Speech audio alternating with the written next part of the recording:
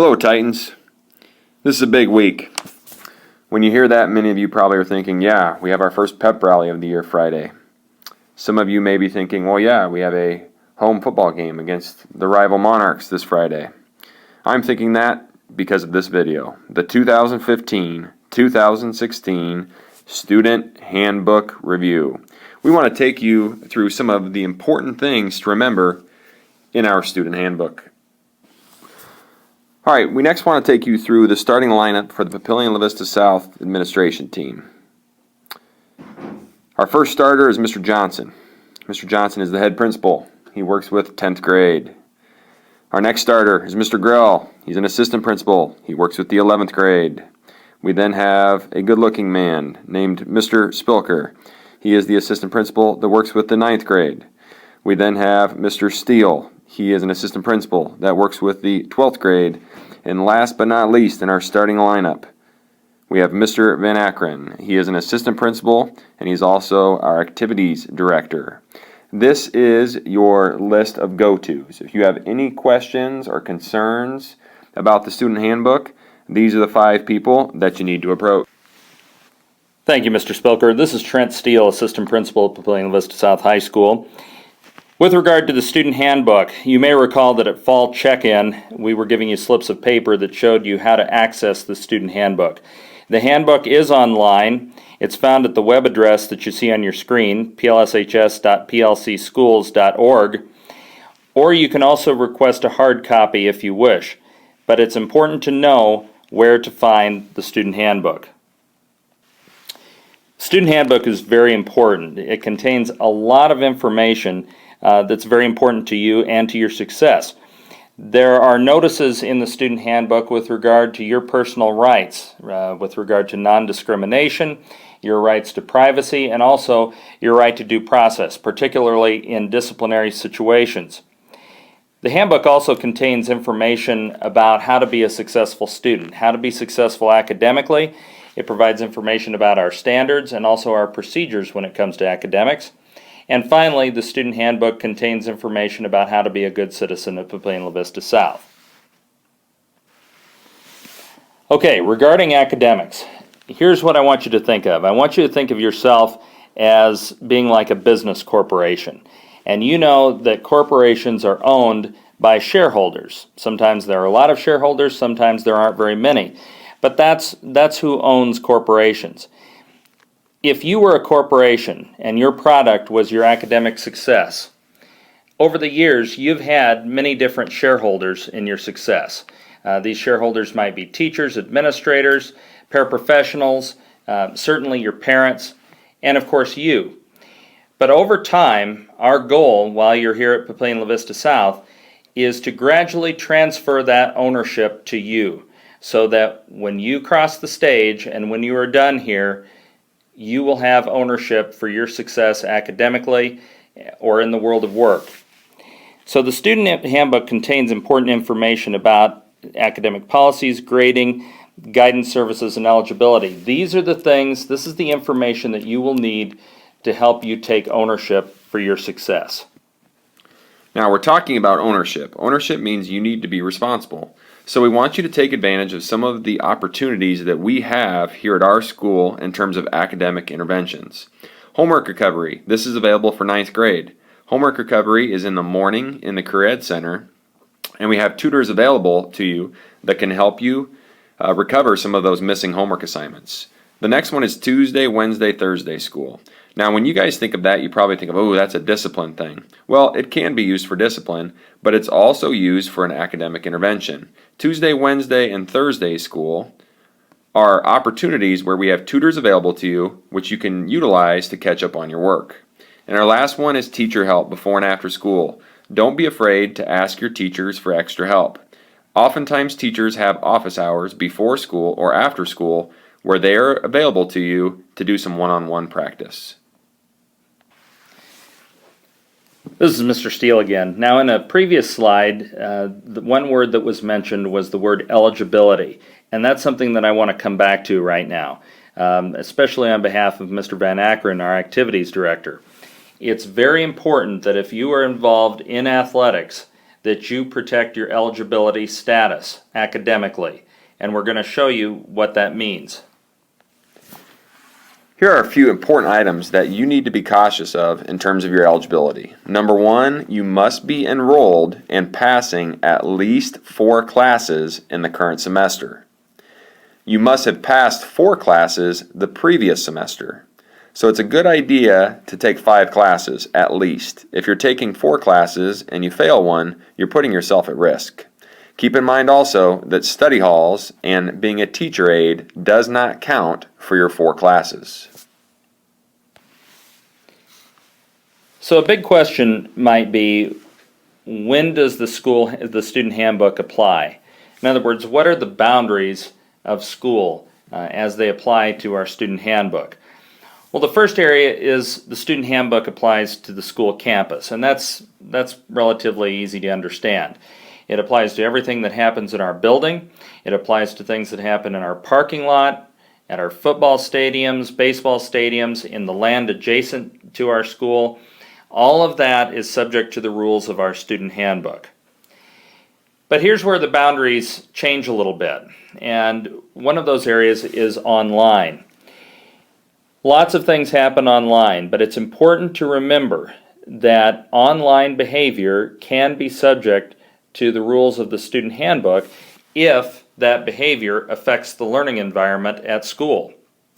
So in other words, for instance, if somebody in the privacy of their own home, off school grounds, were to send out a tweet that was derogatory or might have been a form of bullying toward another student, if that affects how things happen at school, then the student handbook and its rules do apply.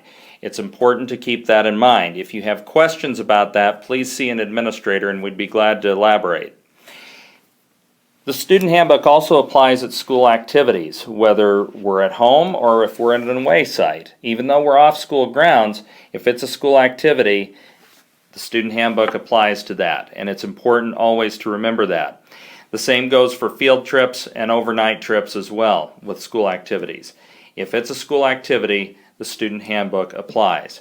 The bottom line here, folks, is that we want to protect our educational environment. We want to protect your health and well-being, and we have to uphold the laws of the state as they relate to schools and as they relate to students. The handbook contains information about citizenship, school citizenship, and so I want to spend a few minutes to talk about this. First of all, the Titan Way. You may have seen some of the posters around the building and you've been learning about it in advisory period. Basically, the Titan Way is the basic set of expectations, the types of behaviors that we would expect of you as students at Papillion La Vista South. These are the things that we want to be known for, and in many ways we already are known for, and that's simply this: respect, ownership, and safety. Those are the hallmarks of our behavior. So that information about the Titan Way is contained in the student handbook, and you'll be learning more about it during the advisory process throughout the year. Another thing that the student handbook contains is information about attendance. There are lots of different attendance rules and also consequences for poor attendance habits. The key thing is this, folks: be sure to attend class and be on time when you do. If you do that, you'll be fine. You will not have any troubles. It's just important, vitally important, that you show up. We also need your help with the reporting of bullying.